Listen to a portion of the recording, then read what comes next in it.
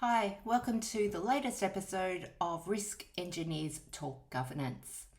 In this episode, due diligence engineers Richard Robinson and Gaye Francis talk about the journey to WHS criminalisation, and more specifically, the journey of risk management profession over the past few decades.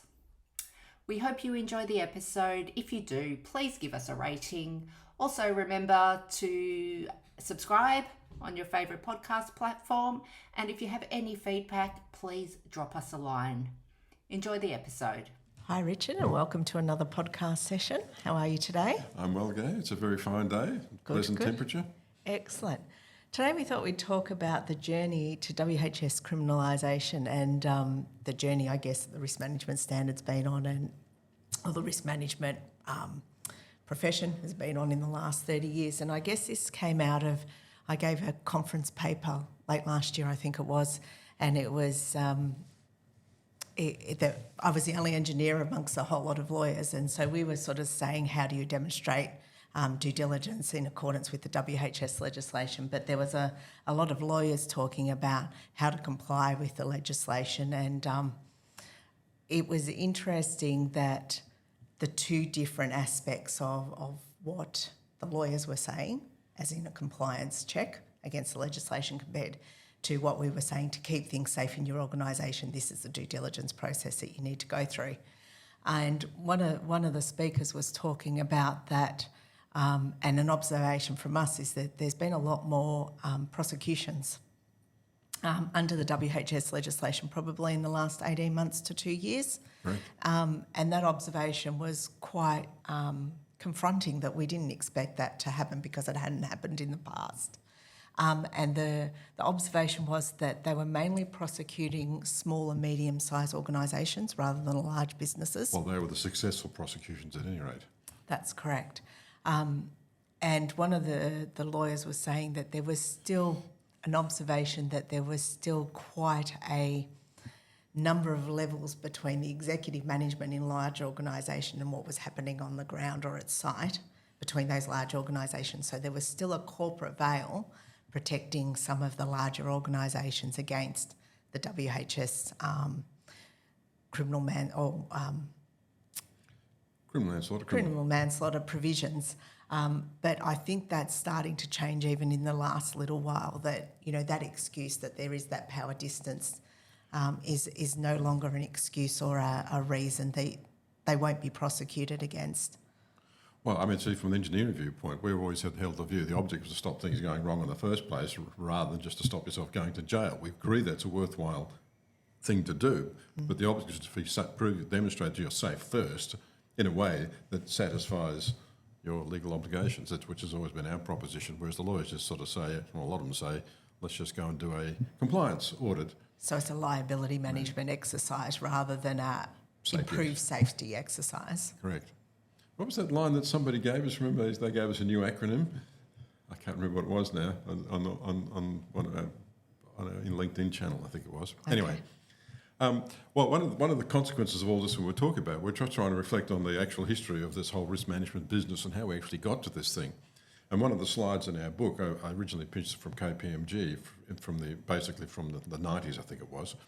But they had sort of had an observation in the 80s, in effect, that technologists, the engineers particularly, hopped into this risk management business with enthusiasm. And that's basically when I showed up. I mean, I was just commenting that one of the first papers I ever gave was The Rise and Future of Risk Engineering with Derek Viner back in 1983. The engineers had seized on this with great enthusiasm, because I remember the Warren Centre for Advanced Engineering from Sydney Uni was big on it too. I don't know if you remember that. No, you wouldn't, actually. No, it's before my time, Richard, I can say. Yeah. Anyway, the engineers were big on this in the 80s, and in fact that's how I sort of got into it and how I sort of got into business in the first place. Then, and the risk management standard started in that time, which was based on the insurance downside risk management. But then the commercial people turned up in the 90s and said, no, well, you technological people, technological risk is a subset of business, commercial risk. And so, and we believe in upside downside risk, you know, not just managing downside, we talk about, you know, optimising upside as well. And so all you technological people, you're a subset of business risk, which is what the message KPMG was basically promoting. So you could have rewards and you could have opportunities as well as downside risks. Yeah, So well, they still upside and talk about downside. it. You know, they still, if you sort of manage your own super fund, they still talk about risks and opportunities, all these financial people. Anyway, what then happened, sort of, which kind of amused me, was that the psychologists then turned up in the 2000s and said, no, all you commercial people, this is all about a risk culture. I know the APRA review of the National Australia Bank foreign currency trading scandal said that the risk management standards were seen as tripwires to be avoided rather than genuine attempts at risk control and all that sort of thing. And so the aviation psychologists particularly appeared and said, no, and a number of the regulators turned into aviation psychologists became the regulator in different industries, and it was the psychologists. And then that's what sort of happened next was that it's almost as though the lawyers felt we're missing out on this, we've got to get back into this or something like that, because obviously the 2004 WHS Act came into Victoria, but the WHS legislation commences at the start of the 2010s. And a number of jurisdictions actually put criminality in for recklessness, knew or made or let it happen. That means it had to be a known problem, which for some reason you failed to manage. And Queensland put that in, and a number of others. Anyway, that decade sort of moseyed on, and then in particular had the Dreamworld incident where the raft flipped and the 4 young people got killed. And when they tried to prosecute in Queensland the managing director and the chairman, it seems that they didn't know anything about it, the issue, even though the organisation knew. And so they could have done something about it. And the background was that the rafts had actually flipped during a maintenance cycle when they were empty, so they knew when the water levels are low that these rafts could flip. So as an organisation, as you said, they did know about it, but did the chairman and the managing director know? Clearly the organisation was negligent, and they wanted to press that negligence onto the senior decision makers, and they couldn't do it because recklessness said you'd have to have shown that they knew beyond reasonable doubt that the hazard existed, and I doubt that they did. And so the Boland Review kicked in, and they basically chucked in criminal manslaughter, knew or ought to have known, which has been busily flying around the place since about 2018, and Victoria, for example, adopted in 2020. So you can see in that sense that there's been a sudden rise in prosecutions and... Well, the legislative framework's been put in place to facilitate it. So what competent regulator wouldn't say, well, they've gone and given us all the tools, doesn't that mean we're supposed to? And you just sort of rolls onto the White Island explosion where they started off by prosecuting 13 parties. I can't quite, you were telling me that had popped out somewhere. Yeah, they've dropped the charges against the 3 individuals, but the organisation has been found guilty as a management organisation, and sentencing is now not due till sort of early next year, 2024. But if you look at that journey like that, you're going from the technologists to the commercial people to the aviation psychologists and culture to the lawyers sort of reinserting criminal manslaughter there. And you sort of wonder why in the 2020s there's a sudden burst of prosecutions. Probably seems like a reasonable possibility in view if you just look at that from a helicopter view of the sequence of events. I think we've always had a problem though, Richard, when you step back to it and you say, hold on, we're trying to make our organisation safer and the tasks that we do safer for the individuals that do it. By breaking them up into all of those little silos again, you've got this different insight, and I don't know that risk should be separated out as a separate function. It's almost should be business as usual, and thought about in all of those different ways. And I do get that they give you different insights, but if you take... And we use the word sofa up, and I think we're moving away from using the word sofa up because that is creating a language confusion again. Yep. Whereas the intent is to make sure that all reasonable practical precautions are in place. With the emphasis on all. I think that's where some of the lawyers are getting a bit confused out there. You have to demonstrate that all reasonable practical precautions are in place. It's not just a matter of reasonable practicability, it's all of them. And if you adopt a process which can miss one that was reasonable and that could have worked, and it's identified after the event, that's problematic. There's some other... I do... Yeah, there's another point I wanted to make, and it's just escaped me again, which is irritating, but anyway, that's what happens when you get a bit older.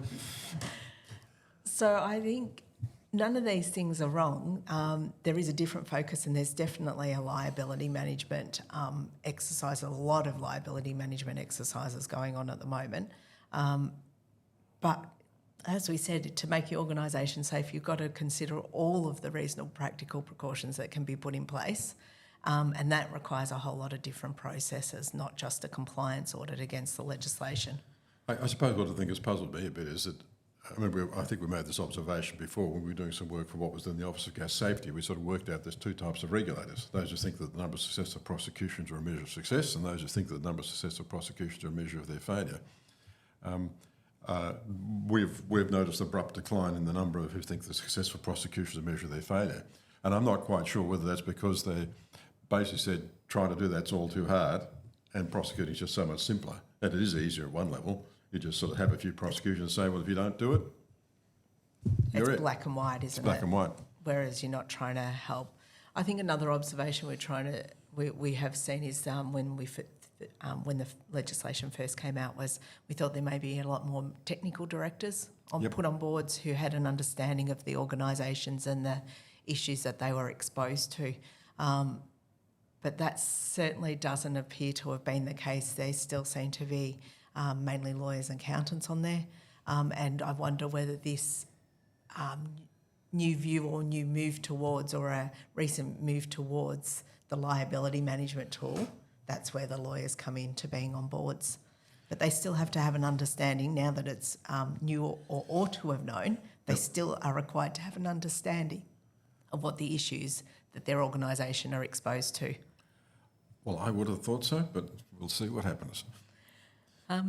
So thank you for joining us today. It's a short and sweet one today, but we just thought that was an interesting observation, the journey that the risk management subject, I guess, has gone through in the last 30, 40 years or so.